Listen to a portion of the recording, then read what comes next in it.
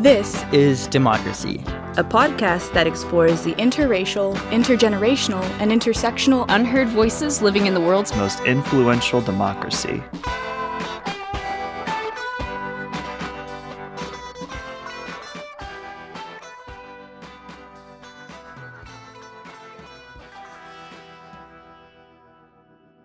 Welcome to our new episode of This is Democracy. This week, we are talking to one of the foremost experts on China and East Asia in the United States, Sheena Greitens. She'll be joining the LBJ School of Public Affairs and the Clemens Center for National Security at the University of Texas at Austin here in August of 2020. We're very excited. Sheena is a very busy person. She's also a non-resident senior fellow at the Brookings Institution, where she frequently writes and presents research. She's an affiliate with the Korea Chair at the Center for Strategic and International Studies, and she's a member of the Digital Freedom Forum at the Center for New American Security. Before joining us in Austin, Sheena was an assistant professor of political science at the University of Missouri. Her work focuses on American national security, East Asia, authoritarian politics, foreign policy, questions about surveillance and surveillance technology, which we'll talk about. And her special emphasis is, of course, on China and the Korean Peninsula. Sheena, thank you for joining us today. Thanks for having me. It's great to be on with you. Our pleasure. Before we turn to Sheena, of course, we have Zachary's scene-setting poem. What's the title of your poem today, Zachary? A Superpower Scorned. Okay, let's hear about A Superpower Scorned. It was the afterthought of the war, the millions used for bayonet practice and the screaming babies dying in Nanjing. It was the afterthought of the Reconstruction, the large neighbor to Japan stumbling over its own tail, the war that we lost and was never resolved. The beginning of today. It was the afterthought of the Cold War, the third wheel superpower on the Security Council that professed conformism and mass revolution, threat only to its portion of the globe. It was the afterthought of the Asian economic revolution. As Japan built the Toyotas that invaded suburban driveways, it was the seed of a superpower of future domination germinating in oblivion. And then suddenly it was the center. Presidents railed against the economic threat, jobs disappeared across the Pacific, and wealth suddenly condensed over China. And now everything bears its seal. Even the French ceramic coasters have its signature.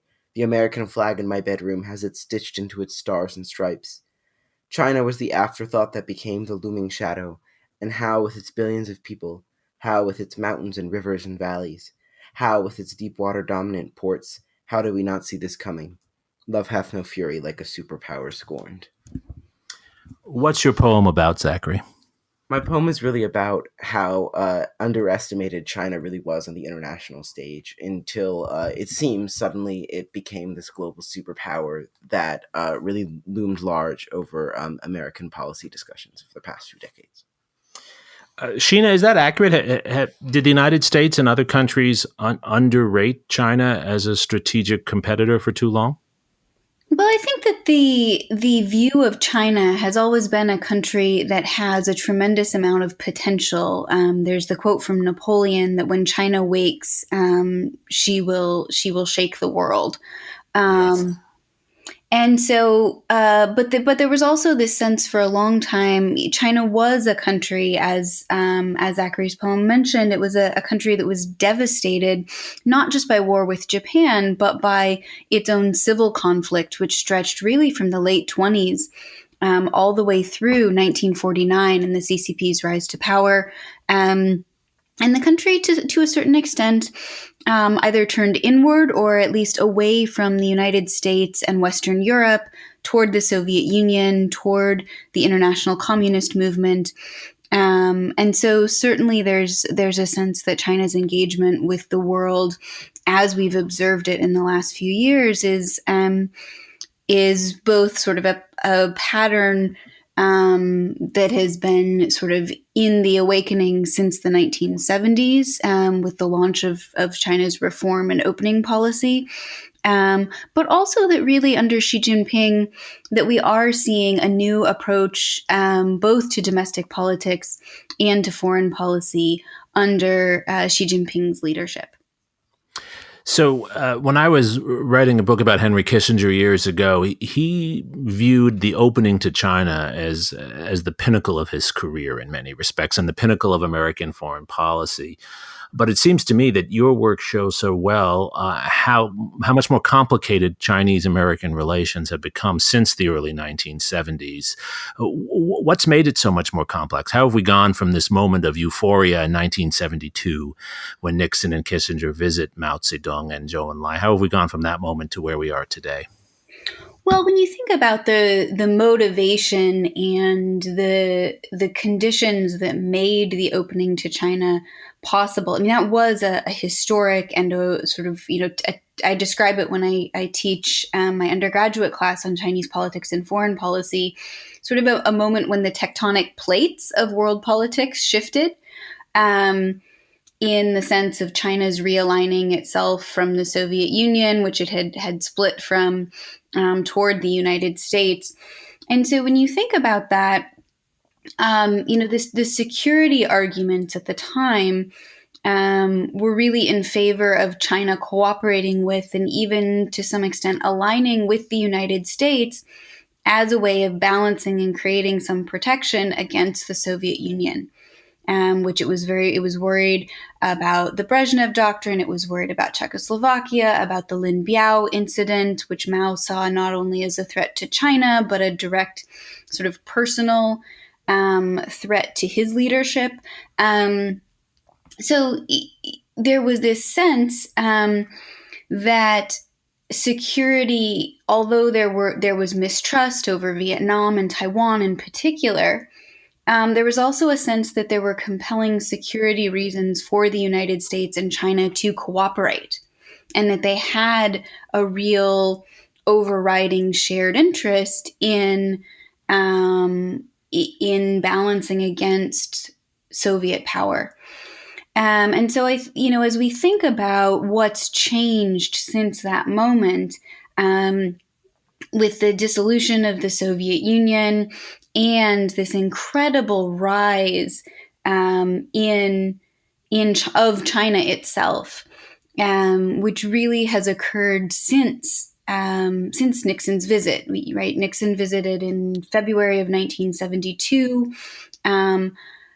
Mao died, Nixon left office, the normalization process was completed at the end of that decade. We sometimes forget how long that process took. That's right.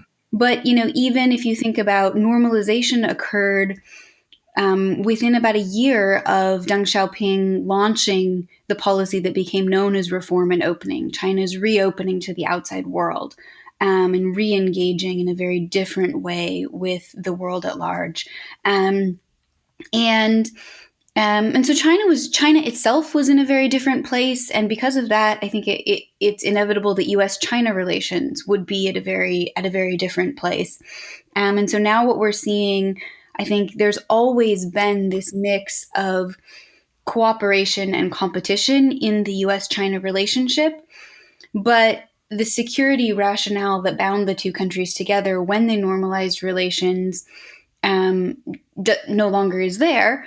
And in its place has come a set of security issues to the fore where the potential for cooperation or the shared mutual interest is simply not as clear.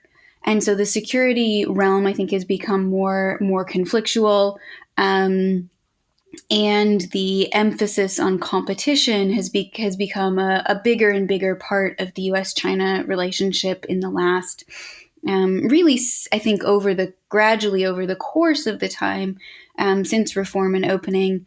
But again, I also do think that there was the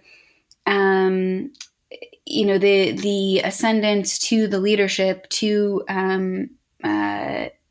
the top of the Chinese political system of Xi Jinping in 2012 is also an inflection point that it's taken us a little bit of time to recognize in terms of what it means for China's internal politics and also for the way that China approaches the world. I see some fairly major changes that have emerged under Xi Jinping. And how would we think about those changes in comparison to the figure that many of us as historians focus on, which is Mao Zedong? Is Xi Jinping sort of creating another emperorship for himself, or how do we understand his presidency for life, as I understand he's made it into? Yeah, I mean, one of the striking things is it was the elimination of term limits in the Chinese political system, and that surprised outside observers in part because when Xi Jinping came to power in 2012, there was this sense that China had actually moved away from the personalist leadership that we associate with Mao. It hadn't ever sort of quite explicitly repudiated the cult of personality in the same way that the Soviet Union did when it did de-Stalinization, but that China had moved from the sort of personalist, individualist model that Mao represented to a much more collective leadership represented by the Standing Committee of the Politburo, the 7 to 9 men who have been at the apex of China's political system. And so if you think about Jiang Zemin, Hu Jintao, the figures who have headed China since Deng Xiaoping, there was more of an emphasis on collective leadership. And what we've seen is that Xi Jinping re-centralized power and to an extent repersonalized it to the point where there's Xi Jinping Thought. There's an app that lets you study Xi Jinping thought.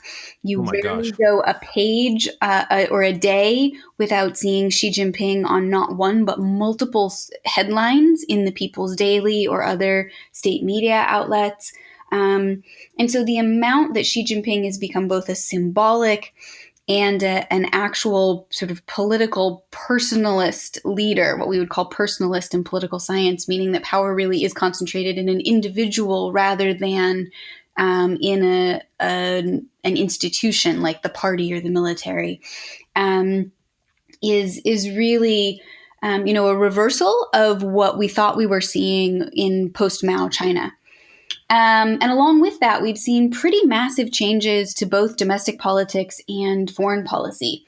So the area I work a lot on, as you mentioned in your introduction, is about domestic security and surveillance. And Xi Jinping has essentially completely overhauled the internal security, the police, the coercive apparatus. He has drafted about a dozen new laws. He has replaced the personnel leadership of half a dozen institutions, the courts, the police, the state security ministry, the armed police, the military. He's restructured the military. He's reorganized the paramilitary People's Armed Police.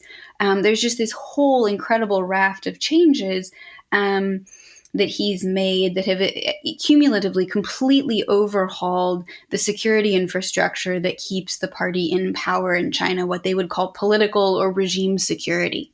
And then at the same time, that there have also been big changes to China's role in the world and China's approach to foreign policy.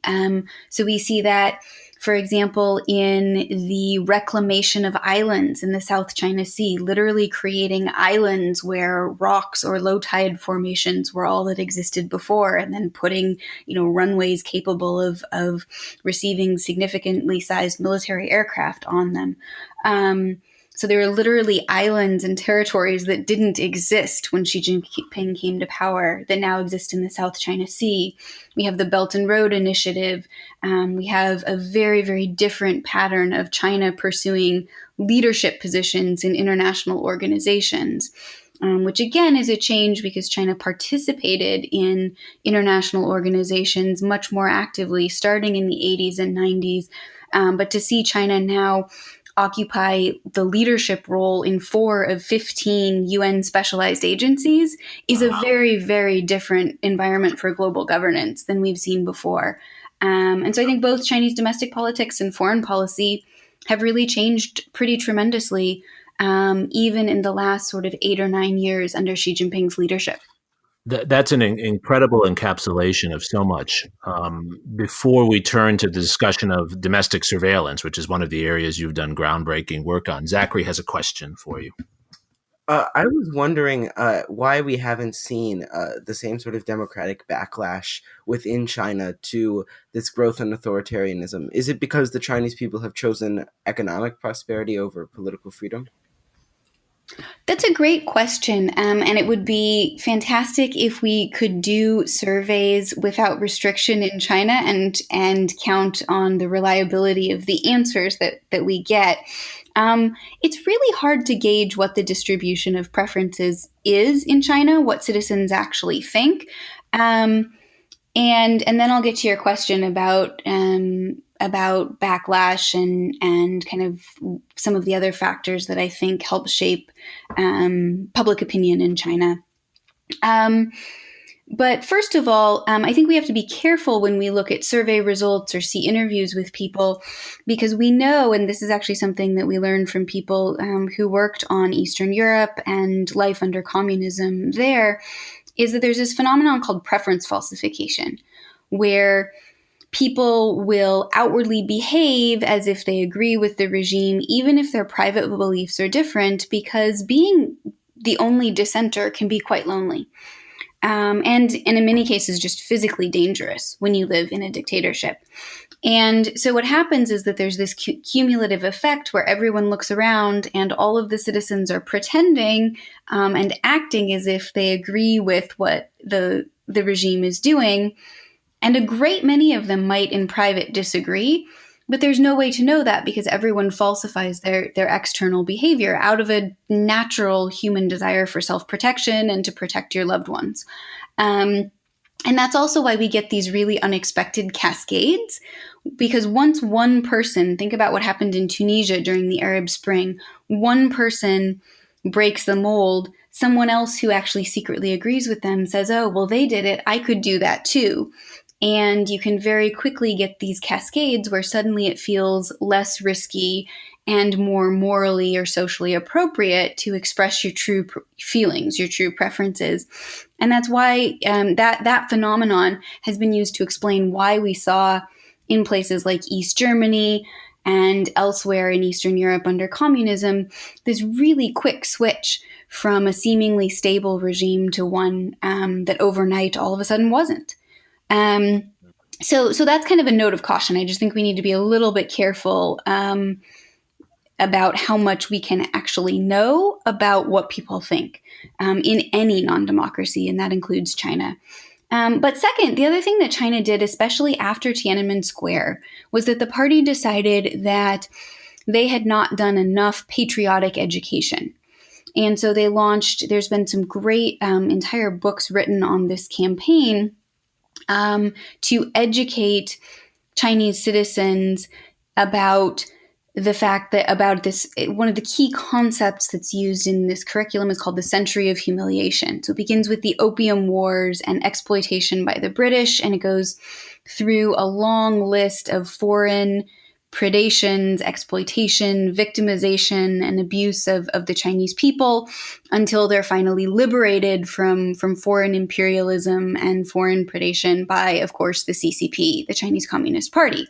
And so the way this history is taught now in a curriculum that goes from the time you're pretty young in China all the way through the college entrance exams, really fosters a very strong sense of nationalism and suspicion of the intention of foreign powers, as well as this story, this narrative that only the Chinese Communist Party was capable of freeing China from being exploited by much of the rest of the world. And so I think that nationalism is a really powerful factor. Today is the anniversary of a nationalist movement in China, the May 4th movement. And so I think it's also just a good reminder that patriotism and nationalism exist in non-democracies too, and where a regime can convince people that they're patriotically authentic. Then they can often direct citizens' anger and blame outward rather than toward a desire for internal accountability. And I think sometimes we see that happening in China. Sure, and it wouldn't be unique to China either. Just as a way of background for our listeners, the May 4th movement, of course, was part of a movement against foreign imperialism at the end of World War I in China, and it's, as you pointed out so well, it had been co-opted in many ways by the current Chinese leadership. I wanted to turn, Sheena, to the topic of domestic surveillance, which you've written so much about. One of the points you've made in some of your recent work is how the Chinese have not only developed an incredibly sophisticated, vibrant surveillance system within their country, but also how they've started exporting it to the world. Could you say more about that and what your particular concerns are about that for the future of democracy in other countries? Yeah, sure. So I would highly recommend, there are a few documentaries or short news clips out there about the growth of the Chinese surveillance state inside China itself. And in one of them, there's a BBC reporter who goes and has his picture taken at a police station in China, and then he gets in a taxi and gets out and starts walking toward the train station. And by the time he gets to the train station, the police have picked him up on a video monitor at the entrance and are able to intercept him. And it takes them about 7 minutes to do so. Wow. Based on facial recognition, video cameras, and this sort of very high-tech command center that exists in that particular city. And that approach has now been scaled up and used across China. And so what's really interesting about this is that, a lot of the initial reporting about this framed it as something that really just had implications inside China. And that is absolutely no longer true. Because these technologies are being exported and employed widely around the world. So thanks for mentioning the paper. It just came out with the Brookings Institution, and it talks about the fact that I had a research team working to try to locate as many of the countries where China has exported this technology to as possible. And we found that there are over 80 countries right now that we can find. We know we're missing at least a few, where China has helped to set up what we call a surveillance and policing platform. And what's significant about the platforms is they're not just sort of selling cameras. It's not just one specific type of hardware that can collect some super fancy kind of data. What's actually really important about these platforms is their ability to take multiple types of data. Right? So they might use a driver's license database and welfare information in China, and then use information about your job, your party membership, where your parents work, and then the license plate on your car. And then so when, for example, your license plate or your image is captured, that can be matched to your national ID number or the information about your car, which then is matched to your ID number, and all of this other information is instantly layered over it. So you have a very, very complete file on somebody, their relationships, their employment, their engagement with the state, their history of protesting or petitioning, or other forms of contention, contentious politics. And so the power to pull all of that information together really quickly for surveillance and policing purposes is really powerful. And I think sometimes we tend to focus on, the super fancy, heat sensing or infrared glasses or facial recognition enabled sunglasses, which is one of the crazier inventions I've seen. But unless you can actually match that with all this other information, it's not that useful. So it's actually this capability to do data integration that is so interesting. And that's what we found is showing up in at least about 80 other countries around the world. In recent years too, we've seen like a lot of backlash from American companies and their employees against cooperation with the Chinese surveillance state. Has that had an impact, and has it been effective? Yeah, so one of the reasons there's been pushback is that some of those technology companies have, for example, been implicated in human rights abuses in Xinjiang, where China's Uyghur Muslim population has been subject to draconian limits on movement, and in some cases forced internment and re-education in sort of political indoctrination camps. And so there's been legislation in the United States and some real pushback on companies whose supply chains rely on China or potentially on forced labor. There's actually a bill in front of the U.S. Congress related to forced labor in Xinjiang now, and I haven't checked in the last day or two to see where it's at, but I know that that bill has been proposed. But one of the interesting things about this technology, in terms of thinking about potential global backlash, is that it's actually showing up in both democracies and non-democracies. So this is not just that China is exporting to other authoritarian political systems and helping solidify dictatorship. Some of these tools are being used in places like Germany or Malta, or places that are U.S. treaty allies like the Philippines. And that raises a lot of different concerns. One is about data privacy, and whether Chinese companies have backdoor ways of accessing the consumer data that the technology generates. There's questions about, if China becomes the market dominant force, what effect will that have on strategic competition between the U.S. and China?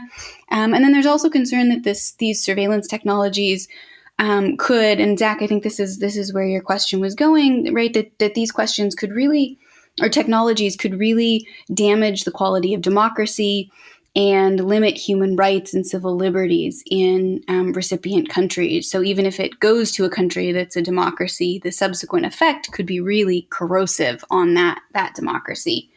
And so I think that part of what this points to is the U.S. has a tendency sometimes to sort of approach this stuff as this is all about China, and China is the one exporting this, and here are the issues and the risks we see with China, and getting this technology from China.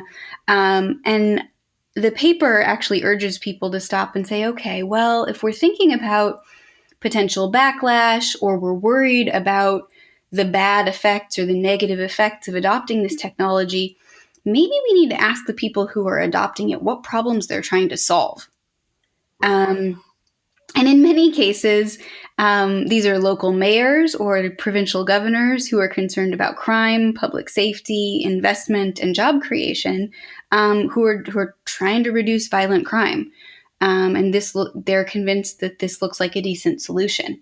And so I think it's important to think about, the demand side, and for the U.S. to have conversations that aren't just sort of focused on China, but are also really focused on what are the problems in recipient countries that make them willing to consider or even want to consider adopting this technology in the first place. Because it may have really negative effects. We don't know yet. It's new.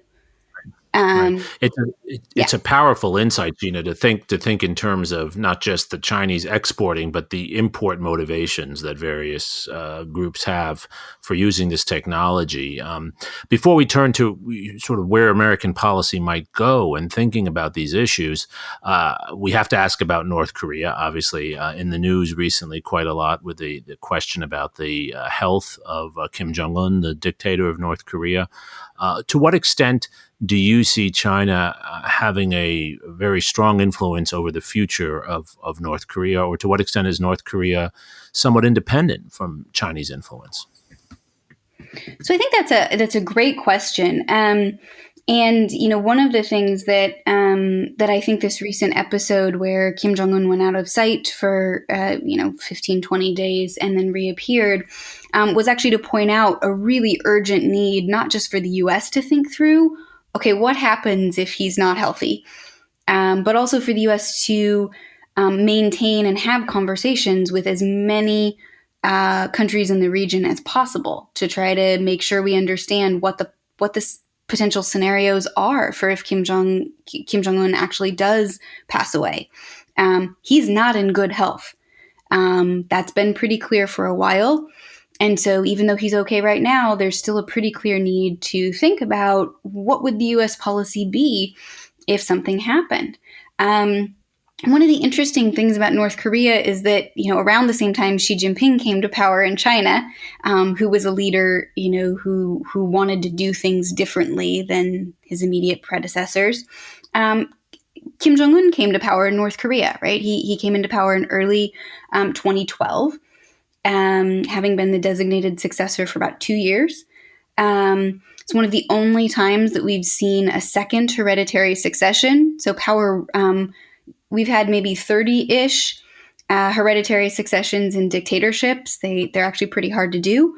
And no country other than North Korea that I can think of has pulled that off twice in a row.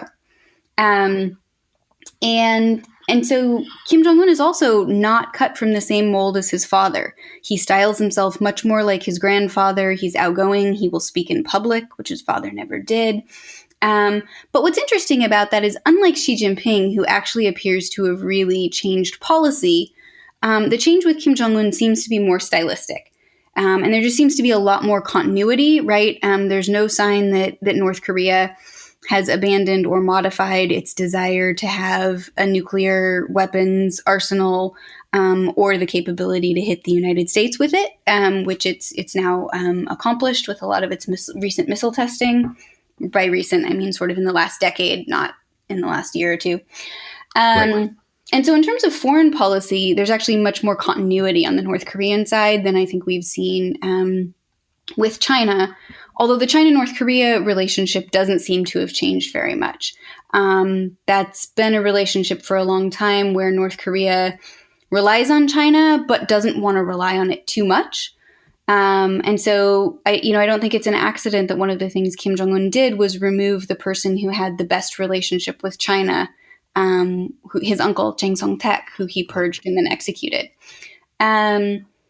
So I think it's going to be really important for the United States and China to try to have constructive conversations about what might happen on the Korean Peninsula.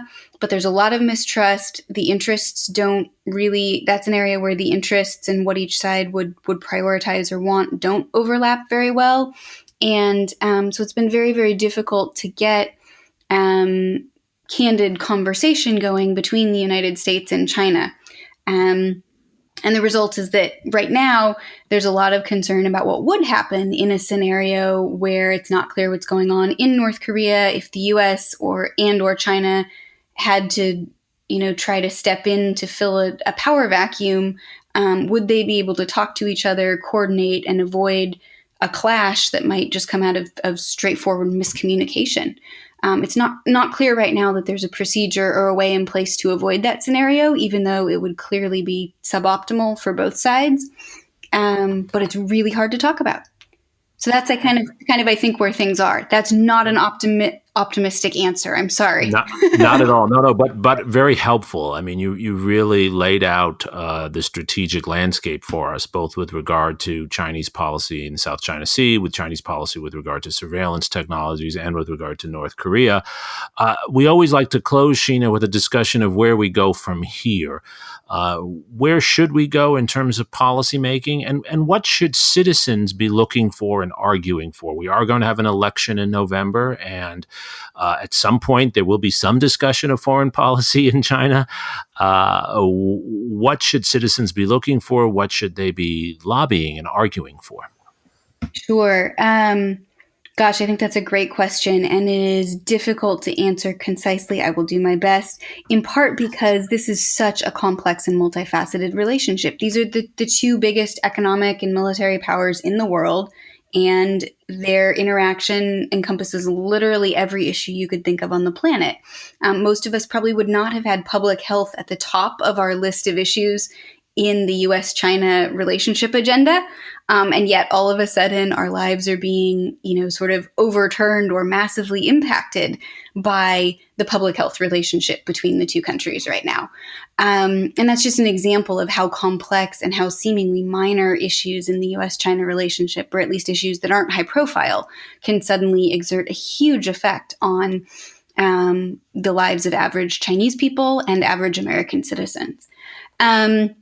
So I think, as we think about American policy, listening to what are the two candidates' assumptions about the relationship with China, about the nature of the Chinese political system, and about what America should be trying to do with China. What are the objectives and what's the plan? And so I was listening this morning to some remarks by the Deputy National Security Advisor, Matt Pottinger, where he talked about the current U.S. approach to China. And I would commend those remarks. They're very, very interesting and fairly sort of focused on ideological competition. And so the question is, where does that leave the prospects for cooperation? He still sees, a fair amount of room for cooperation, as I interpreted his remarks. But we're going to be offered at some point, I think, an alternative vision of what that relationship does and should look like. And it'll be important to think about what the actual points of difference are. Sometimes in campaigns that can be tough to tell. There's also a real incentive for American politicians, usually in an electoral campaign season, to kind of talk tough on China.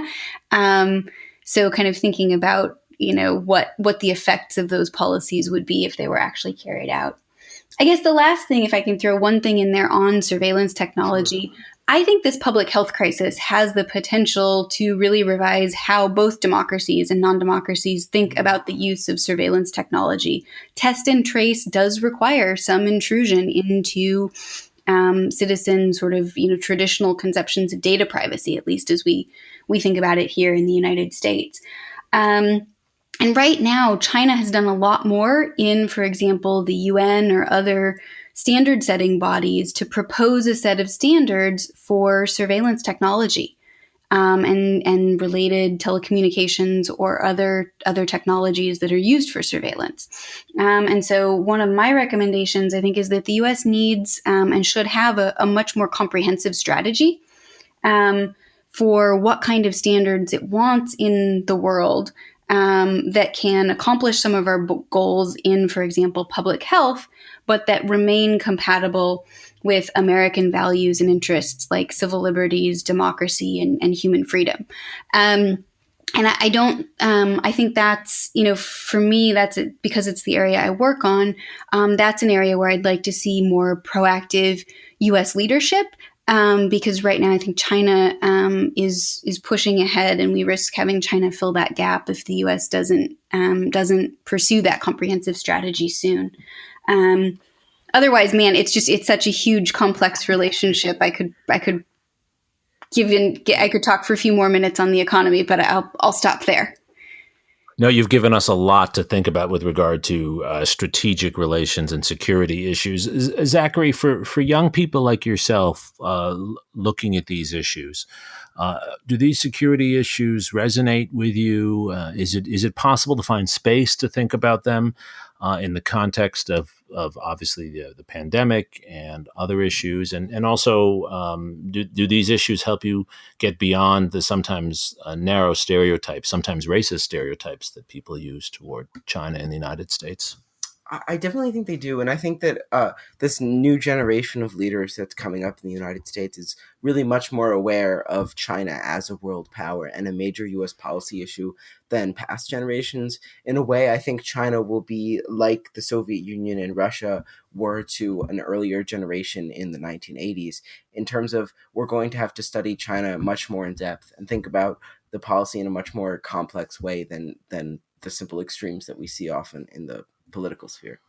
Well, and I think what I'm very excited about is that we have scholars and political activists like Sheena who understand these issues and can educate us. Sheena, thank you for sharing your insights and helping us to at least begin to understand some of these complex issues, all of which deserve individual podcasts unto themselves. You really were brilliant in bringing these issues out for us. Thank you, Sheena. Well, thank you so much. I really enjoyed it, and I appreciate the opportunity to talk about these things today. Well, and thank you, Zachary, for your poem. I should also mention that we've done this. And for your questions. Those were great. Thank you. Yes, he always asks the best questions. And I should mention also that we've done this podcast in partnership with Horns of a Dilemma, which is another wonderful podcast put out by the Texas National Security Network and the Clements Center and War on the Rocks and the Strauss Center, all of which are our partners here at the University of Texas. Thank you, everyone, for joining us for this week of This is Democracy.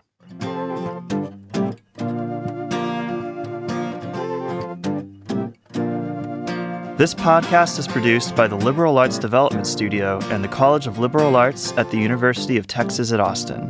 The music in this episode was written and recorded by Harrison Lemke, and you can find his music at harrisonlemke.com. Subscribe and stay tuned for a new episode every Thursday featuring new perspectives on democracy.